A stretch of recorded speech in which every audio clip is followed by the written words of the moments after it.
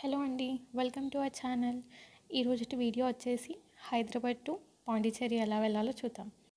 Nampally railway station నుంచి 4:45కి అయితే train start అవుతుంది చెన్నైకి. నెక్స్ట్ డే మార్నింగ్ 5:30 కల్లా దిగిపోతాం. రైల్వే స్టేషన్ ఆపోజిట్గా మెట్రో స్టేషన్ ఉంటుంది.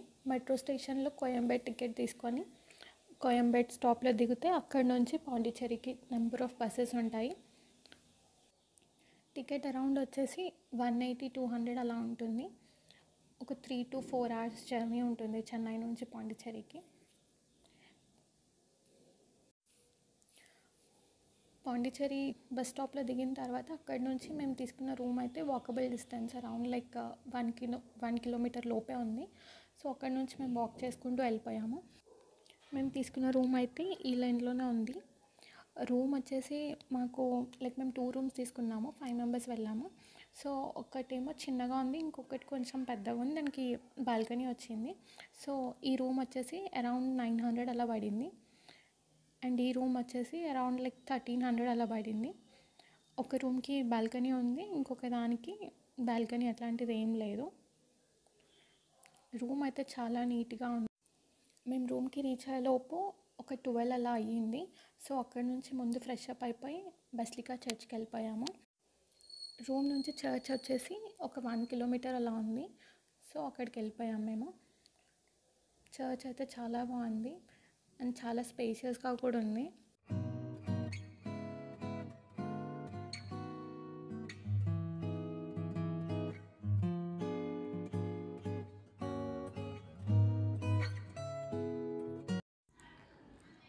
ఇలా చర్చ్ అయిపోయిన తర్వాత రూమ్కి వెళ్ళిపోయి లంచ్ చేసేసి ఇంకొంచెం ప్రెస్ తీసుకొని ఈవినింగ్ అయితే రాక్ బీచ్కి స్టార్ట్ అయ్యాము మేము.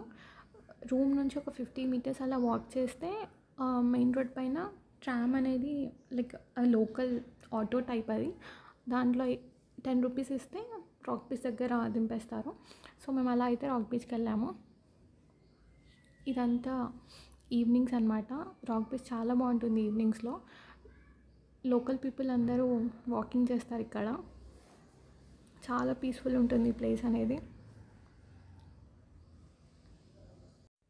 రాక్ బీచ్కి వచ్చే దారిలోనే వినాయకుని టెంపుల్ ఉంటుంది, ఫ్రెంచ్ కాలనీ కూడా ఉంటుంది. సో ఆల్రెడీ మేము ఈవినింగ్ వచ్చాము కాబట్టి ఫ్రెంచ్ కాలనీ అనేది సెకండ్ డే పెట్టుకున్నాము. సో మా ఫస్ట్ డే అయితే ఇలా కంప్లీట్ అయిపోయింది. రాక్ బీచ్ నుంచి వెళ్ళిపోయి డిన్నర్ చేసేసి ఇంకా పడుకున్నాము. నెక్స్ట్ డే లేచి టెంపుల్కి వెళ్ళేసి చునంబర్ బోట్ హౌస్కి అయితే వెళ్ళినాం. ఈ లోకల్ అంతా తిరగడానికి స్కూటీ అన్న తీసుకోవచ్చు, లేకపోతే సైకిల్స్ కూడా అవైలబుల్ ఉంటాయి. స్కూటీ వచ్చేసి అరౌండ్ 350-300 అలా ఉంది. అండ్ సైకిల్ వచ్చేసి 200 అలా ఉంది. సో మేమైతే సైకిల్స్ తీసుకున్నాము లోకల్ తిరగడానికి మొత్తం. సో టెంపుల్, బీచ్ ఇవన్నీ మోస్ట్లీ మనం సైకిల్ పైన వెళ్ళిపోవచ్చు. అక్కడ లోకల్ వాళ్ళు కూడా సైకిల్సే యూజ్ చేస్తారు ఎక్కువ శాతం అయితే.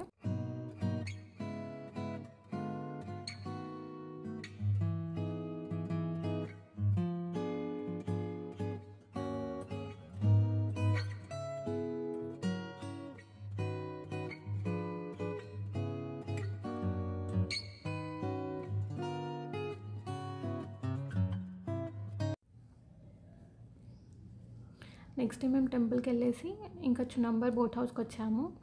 ఇక్కడ చునంబర్ నుంచి ప్యారడైస్ బీచ్కి తీసుకెళ్తారు బోట్లో. పర్ పర్సన్ వచ్చేసి 350 అలా ఉంది. ఇక్కడ అన్ని ప్యాకేజెస్ ఉన్నాయి. సో మేమైతే 350 per head తీసుకున్నాము.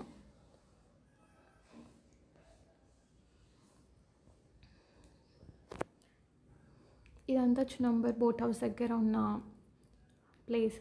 ఇక్కడ పార్కింగ్ చేసుకోవడానికి అవైలబుల్ ఉంటుంది. సో మేము రూమ్ నుంచి అయితే చునంబర్కి మాకు అరౌండ్ 9-10 kilometers ఉండే. మేము లోకల్ ఆటో తీసుకున్నాము.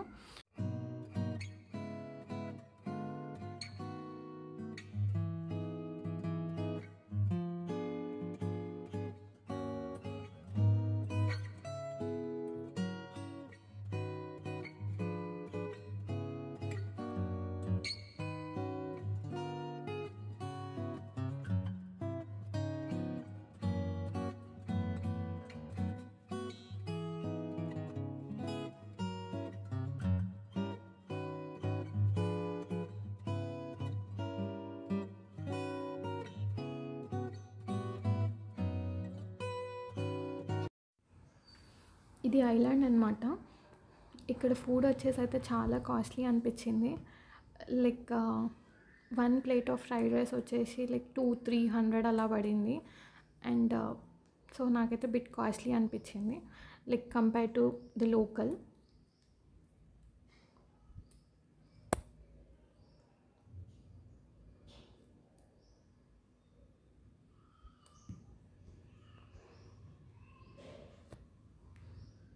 ఇదంతా బోట్లో.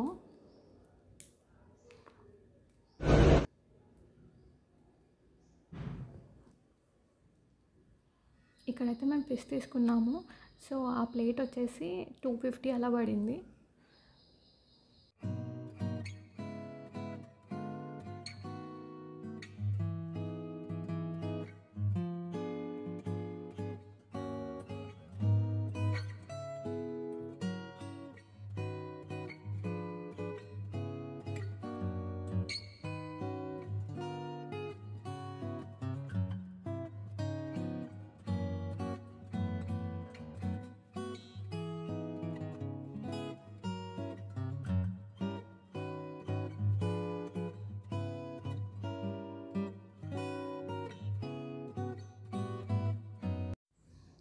ఇంకా చునంబర్ నుంచి బయటకు వచ్చేసరికి అరౌండ్ అలా 6 అలా అయితే అయ్యింది. మళ్ళీ ఆటో తీసుకొని ఇంకా రూమ్కి వెళ్ళిపోయాము. సో నెక్స్ట్ డే మార్నింగ్ లేచి బ్రేక్ఫాస్ట్ చేసేసుకొని ఇంకా మేము మళ్ళీ పాండిచ్చేరి బస్ స్టేషన్ నుంచి చెన్నైకి బస్ ఎక్కాము. అక్కడ నుంచి చెన్నై బీచ్కి లైక్ లోకల్ ఎంఎంటీఎస్ తీసుకొని చెన్నై బీచ్కి అయితే వెళ్ళాము.